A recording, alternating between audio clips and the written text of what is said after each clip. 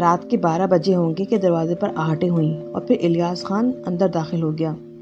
نشے میں دھت تھا، قدم لڑکھڑا رہے تھے، چہرہ لال بھبوکا ہو رہا تھا۔ میرے قدموں میں بیٹھ گیا۔ پیر و مرشد، آپ آ گئے میرے مرشد۔ وہ میرے پاؤں چومنے کی کوشش کرنے لگا اور میں نے اسے زور سے دھکا دے دیا۔ تم اتنے گرے ہوئے ہو الیاس خان، ایک بوڑھے باپ کے بیٹے، ایک جوان بہن کے بھائی ہو کر تمہیں شرم نہیں آتی؟ وہ کہاں ہے جو تمہیں ملا تھا؟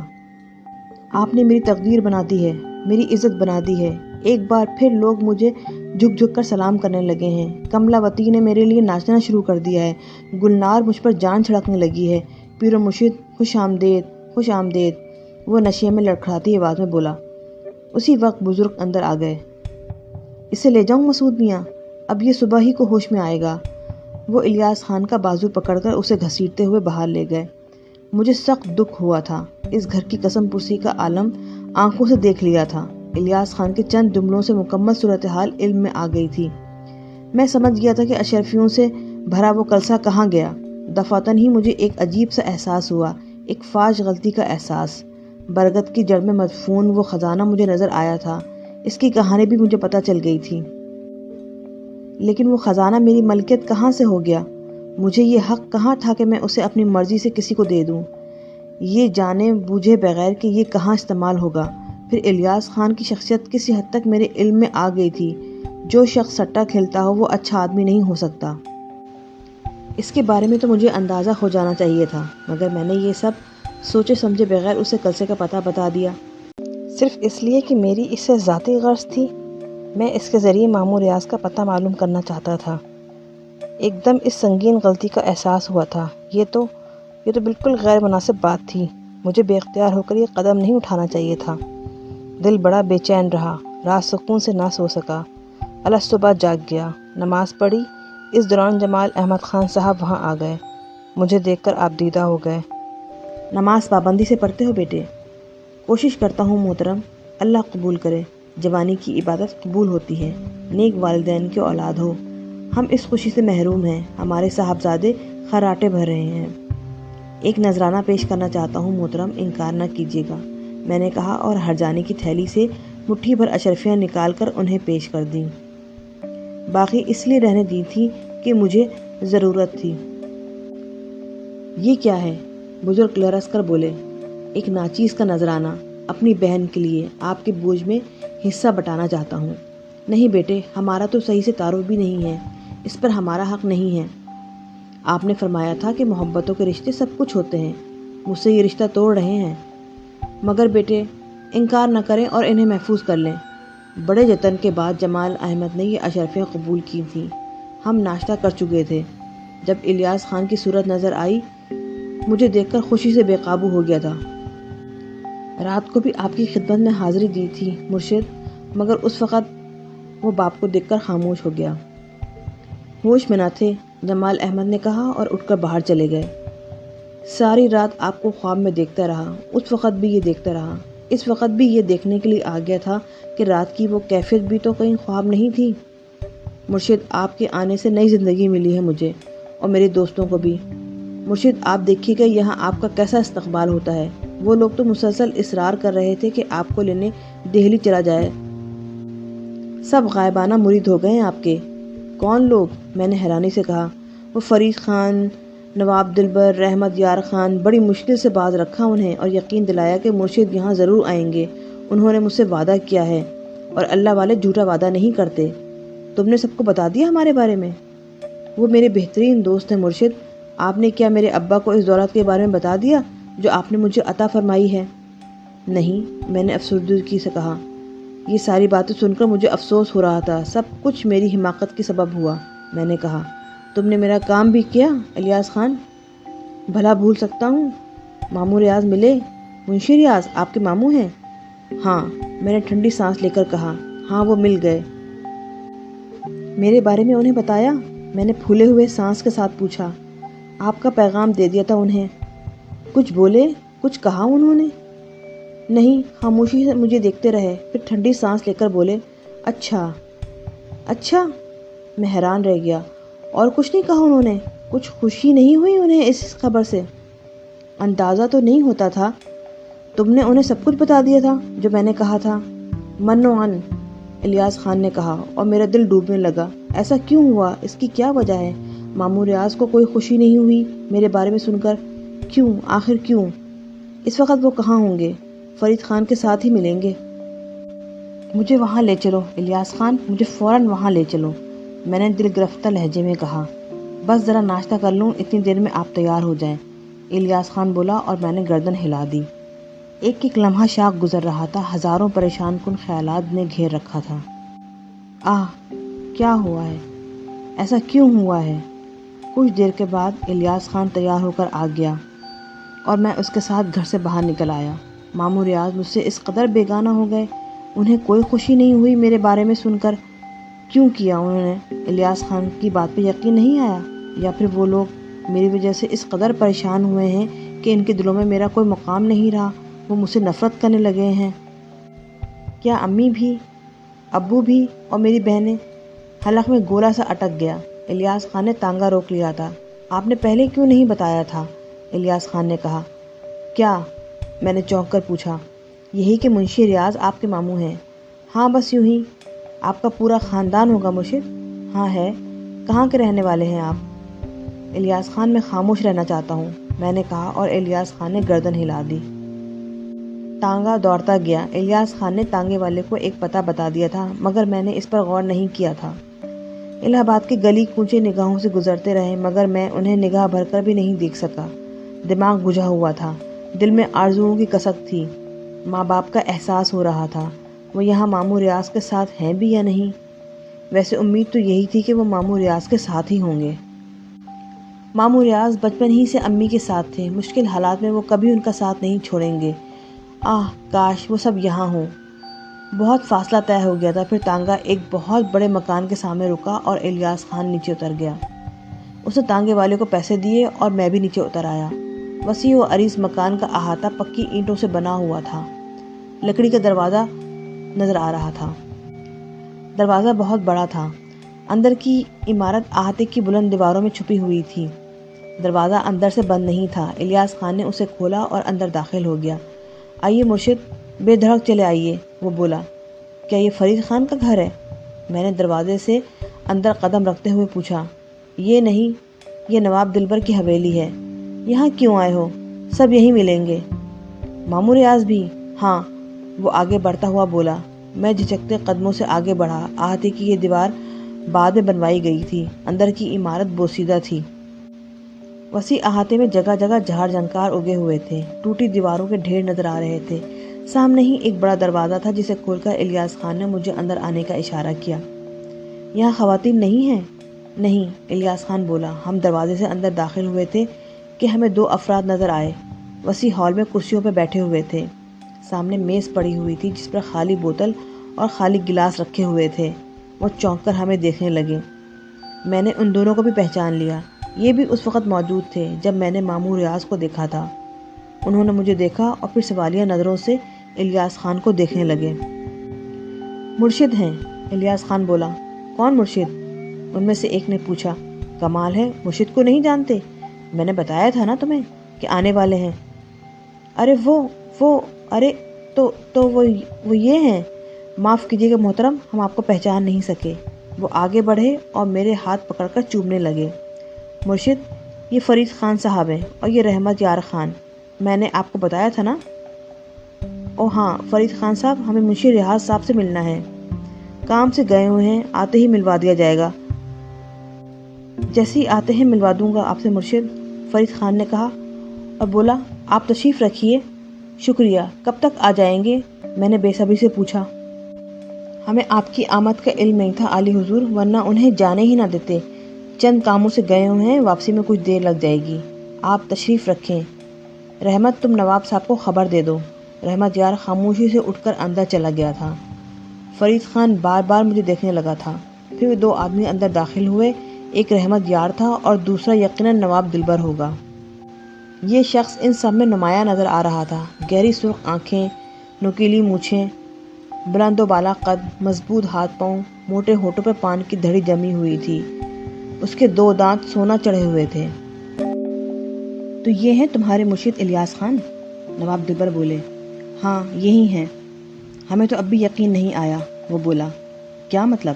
سکھا پڑھا کر لائے ہوگے، کون سا مشکل کام ہے؟ تم لوگوں نے انہیں سمجھایا نہیں؟ پہلے بھی انہوں نے ایسی ہی باتیں کی تھیں، برداشت کی ایک حد ہوتی ہے، اب مرشد کے سامنے بھی یہی باتیں ہو رہی ہیں۔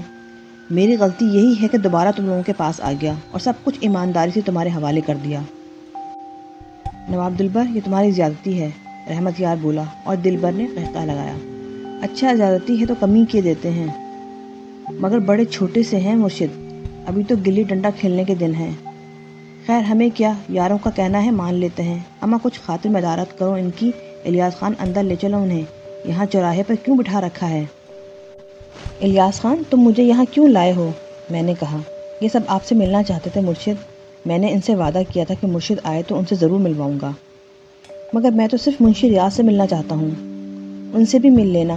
میاں خان، پریشانی کی کیا بات ہے، ہم بھی اتنے برے نہیں ہیں۔ نواب دلبر تمسخرانہ انداز میں بولا۔ مجھے بے چینی کا احساس ہونے لگا، سب کچھ غلط ہوتا جا رہا تھا، یہ لوگ برے لوگ معلوم ہوتے تھے، اس کا اندازہ مجھے پہلے کر لینا چاہیے تھا، ابتدا ہی سے اندازہ ہو جانا چاہیے تھا کہ وہ مجھے کسی بہتر جگہ نہیں ملے تھے۔ طوائفوں کے کوٹھوں پر نظر آنے والے لوگ اچھے تو نہیں ہوتے۔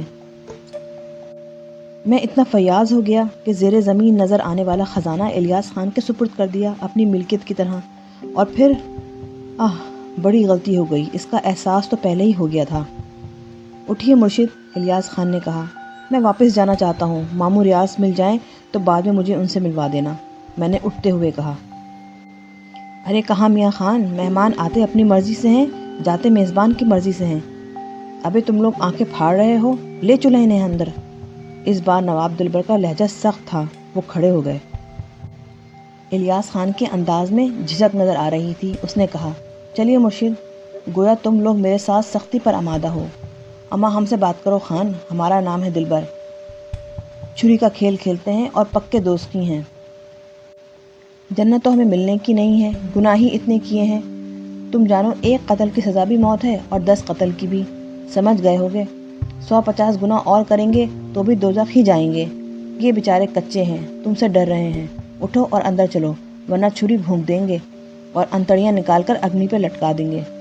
اس نے نیفے سے چھری نکال لی، مجھے اٹھنا ہی پڑا، میں نے گہری سانس لے کر کہا، ٹھیک ہے الیاس خان، آپ کے ساتھ کوئی زیادتی نہیں ہوگی مرشد، بلکہ ہم تو آپ کو آسمان پہ بٹھا دیں گے، خلقت آپ کے پاؤں چومے گی، آپ دیکھیں تو صحیح، نواب صاحب آپ سے کچھ باتیں کرنا چاہتے ہیں، الیاس خان بولا، اور تم ہمیں دھوکہ دے کر یہاں مجرموں کے درمیان لے آئے ہو، خیر حساب ہو جائے گا بعد میں۔ میں اٹھ کر ان لوگوں کے ساتھ اندر آ گیا، باہر سے برے حال نظر آنے والی یہ عمارت اندر سے بہت بہتر تھی، مجھے کافی اندر ایک کمرے میں لایا گیا، یہاں خوب روشنی تھی، کچھ قدیم فرنیچر بھی پڑا ہوا تھا، نواب دلبر نے مجھے بیٹھنے کا اشارہ کیا، پھر خود بھی میرے سامنے بیٹھ گیا۔ ہاں میاں خان، کہانی یہ ہے کہ یہ الیاس خان دلی گیا، واپس آیا تو سونے کے ڈھیر لایا تھا، ہم لوگ پرانے ساتھی ہیں، کبھی اچھے خاندانوں کے تھے، مگر وہ پرانی بات ہے، وقت نے جو راہ دکھائی وہ دیکھنی پڑی اور جو کرایا کرنا پڑا، اب تو ماضی کی ساری باتیں بھول گئے ہیں، جہاں سے جو کچھ مل جائے سارے مل کر کام چلا لیوے ہیں۔ سو جب الیاس خان گنیوں کے توڑے لے آیا تو سیدھا ہمارے پاس پہنچا، دوستوں میں یہ معاہدہ ہے، مگر اس نے کہانی بڑی عجیب سنائی، ہمیں تو خیر ایسی باتوں پر یقین آتا نہیں ہے، مگر یہ سب لگو ہو گئے کہ ایسے میاں صاحب اگر ہمیں مل جائیں تو 5 انگلیاں گھی میں اور سر کڑھائی میں۔ ہم بھی چپ ہو گئے کہ چلو تیل دیکھو، تیل کی دھار دیکھو، مگر یہ تمہیں پکڑ لایا۔ بھائی جی پہلے یہ بتاؤ کہ تم کون ہو، تم نے ہمیں شکتی پور میں دیکھا تھا؟ ہاں، میں نے آہستہ سے کہا۔ کہاں؟ شکنتا نامی طوائف کے کوٹے پر۔ تم وہاں کیا کر رہے تھے؟ کچھ کر رہا تھا، تمہیں بتانا ضروری نہیں ہے، یہی تو کانٹے کی بات ہے، یہیں سے تو پول کھلتی ہے، ایسے شوقین درویش کہاں ملتے ہیں، چلو مان لیا، مگر وہ گنیاں کہاں سے آئیں؟ کیا سچی مچی تم نے وہ خزانہ بتایا تھا؟ ہاں۔ تب تو پیارے اور بھی خزانے معلوم ہوں گے تمہیں، کیوں؟ کچھ نہیں معلوم مجھے، وہ کیسے معلوم ہو گیا جو الیاس خان کو دیا تھا؟ تمہیں بتانا ضروری نہیں ہے، گویا شرافت سے کام نہیں نکلے گا، تمہاری مرضی ہے میاں خان، آؤ ہم تمہیں اپنا خزانہ دکھائیں۔ لے چلو مرشد کو، نواب دلبر نے کہا۔ میری جد و جہد بیکار تھی، اندازہ ہو گیا تھا کہ ایک بار پھر دلدل میں پھنس گیا ہوں، جو کیا ہے اس کا خمیازہ بھگتنا ہے، جو اب شروع ہو چکا ہے، اب نقصانات کے سوا کچھ نہیں ہوگا، جانا پڑا۔ بڑی پراسرار حویلی تھی، کمرے در کمرے سب کے سب ویران پڑے تھے۔ ایک کمرے میں قید خانے کا دروازہ تھا۔ یہ دروازہ ایک الماری کے پیچھے تھا جسے 2 آدمیوں نے پوری قوت سے سرکایا تھا۔ تب وہ دروازہ نمودار ہوا تھا۔ الماری سرکانے سے جو جگہ پیدا ہوئی تھی، اس میں کواڑ کھلا تھا اور گہری تاریکی تھی۔ رحمت یار خان نے میرا ہاتھ پکڑا، الیاس خان نے ماچس نکال کر تیلی جلائی اور مجھے زینہ نظر آ گیا جو نیچے جاتا تھا۔ 12 سیڑھیاں تھیں۔ اس کے بعد کوئی لامحدود جگہ جو تاریک پڑی ہوئی تھی۔ نواب دلبر پہلے ہی نیچے اتر گیا تھا۔ پھر اس نے ایک شمعدان میں لگی لمبی لمبی شمعیں روشن کرنی شروع کر دی۔ شمعدان ایک بلند اسٹینڈ پر رکھا ہوا تھا جس کی وجہ سے روشنی پھیل گئی تھی۔ یہاں ایک بیڈ پڑا ہوا تھا اور بیڈ کی کچھ آرام دہ کرسیاں پڑی ہوئی تھیں، مگر یہ تہہ خانہ وسیع لگتا تھا۔ روشنی بہت دور تک نہیں جا رہی تھی۔ بٹھا دو انہیں، دلبر نے کہا اور مجھے ایک کرسی پر بٹھا دیا گیا۔ دوسرے لوگ بھی بیٹھ گئے۔ تو میاں مرشد، اصل بات تو تم ہی جانو ہو بیرا۔ ہم سے جو کہا گیا ہمیں تو وہی معلوم ہوگا۔ تم اچھا نہیں کر رہے ہو نواب دلبر، زندگی بھر نہیں کیا، اب کیا کریں گے؟ مگر تم نیکی کر لو۔ کیا چاہتے ہو؟ خزانہ، خزانہ، سٹے کے نمبر، ڈربی کی ریس میں انعام۔ 17 تاریخ کو ممبئی میں ڈربی ہو رہی ہے۔ گھوڑے کے نمبر بتاؤ، سٹے کے 2-4 نمبر بتا دو، کوئی خزانہ دبا ہوا پایا ہو تو وہ بھی بتا دو۔ ہماری ضرورت پوری ہو جائے تو ہم تمہیں چھوڑ دیں گے۔ منشی ریاض کہاں ہیں؟ ان سے بھی ملوا دیں گے۔ مجھے ان سے ملا دو، ہمارا کام ہونے کے بعد۔ تمہارا کوئی کام میرے لیے ممکن نہیں ہے۔ کیوں؟ بس وہ خزانہ مجھے زمین پہ دفن نظر آ گیا تھا، میں نے الیاس خان کو بتا دیا۔ زمین میں خزانوں کی کیا کمی ہے؟ تمہیں سیر کرا دیں گے چندہ۔ یہاں بڑے بڑے راجوں مہاراجوں کے محل، 2 محلوں کے کھنڈر بکھرے پڑے ہیں، کہیں تو کچھ ملے گا۔ ویسے چندہ یہ تو تمہیں کرنا ہی ہوگا، ہم بڑے سر پھرے ہیں۔ زمین میں چھپے خزانے دیکھ سکتے ہو تو اس تہہ خانے کی فرش کے نیچے بھی جھانک لینا، 4 بندوں کی ہڈیوں کے ڈھانچے نظر آ جائیں گے تمہیں۔ ان سے لگی ہوئی تھی ہماری، گلا دبا کر یہیں قبرستان بنا دیا سسروں کا۔ پوچھ لینا ان سے، ساری رام کہانی سنا دیں گے تمہیں۔ 5ویں تم ہو گے، ہماری نامانی تو ویسے بھی تم اللہ والے ہو، یہاں دفن ہو گئے تو برکت ہی رہے گی، کیا سمجھے؟ ٹھیک ہے، جو تمہارا دل چاہے وہی کرو۔ مذاق سمجھ رہے ہو میاں صاحب ہماری بات کو؟ چلو تھوڑا سا آرام کرنے دو، 2-3 دن کے بعد دیکھیں گے۔ نہیں نواب دلبر، ایسے کہیں کام ہوتا ہے؟ الیاس خان بولا۔ ابے رحمت یار، یہ الیاس خان کچھ زیادہ ہی بولنے لگا ہے، کئی دفعہ دیکھ چکا ہوں۔ میاں 4 گنیوں پر اکڑ رہے ہو تو حساب کتاب کر لو۔ لاکھوں خرچ کر چکا ہوں تم پر، تمہیں جو کرنا ہے وہ تم کر چکے ہو، اب ہمیں اپنا کام کرنے دو۔ آؤ، نواب دلبر نے سخت لہجے میں کہا، اور اس بار الیاس خان کچھ نہ بولا۔ وہ سب سیڑھیاں عبور کر کے باہر نکل گئے اور دروازہ بند ہو گیا۔ میرے بدن میں ٹھنڈی لہریں پیدا ہو رہی تھیں، دماغ پر ایک عجیب سا سکوت چھایا ہوا تھا۔ جو کچھ ہوا تھا وہ ہونا چاہیے تھا، بلکہ یہ تو کم ہے، اس سے زیادہ ہونا چاہیے تھا۔ پھل چکنے کے دور سے گزر رہا تھا، پھل کھانے کی اجازت ملی تھی، مگر میں نے باغ لٹانے شروع کر دیے تھے۔ مجھے اس کا حق کہاں پہنچتا تھا؟ اس غلطی کا احساس تو پہلے ہی ہو چکا تھا۔ نہ جانے کیوں میں نے یہ سوچ لیا تھا کہ اب میرا کوئی محاسب نہیں ہے۔ بس یہی غلطی کی تھی۔ اب کچھ ذہن میں نہیں تھا، کچھ بھی نہیں تھا۔ دیر تک بیٹھا سوچتا رہا۔ شمعیں روشن تھیں، ان کی لو لرز رہی تھی۔ ماحول بڑا ہولناک ہو گیا تھا۔ الفاظ نہیں تھے میرے پاس۔ اب تو معافی نہیں مانگ سکتا تھا۔ فرش پر لیٹ جانے کو جی چاہا اور میں نے اس پر عمل کر ڈالا۔ تھک گیا تھا، شدید تھکن کا احساس ہو رہا تھا، دماغ کو خالی کر دیا تھا میں نے۔ اس عالم میں کافی دیر گزر گئی۔ شمعیں آنکھوں کے سامنے تھیں، پلکوں پر پیلی روشنی پڑ رہی تھی، مگر اتنی ہمت نہیں تھی کہ اٹھ کر وہ شمعیں بجھا دیتا۔ اور پھر اندھیرا۔ جیتا جاگتا انسان تھا، اندھیرے سے ڈرتا تھا۔ پھر اپنی جگہ سے اٹھا، شمعدان اٹھایا اور وسیع تہہ خانے کے دوسرے گوشے دیکھنے لگا۔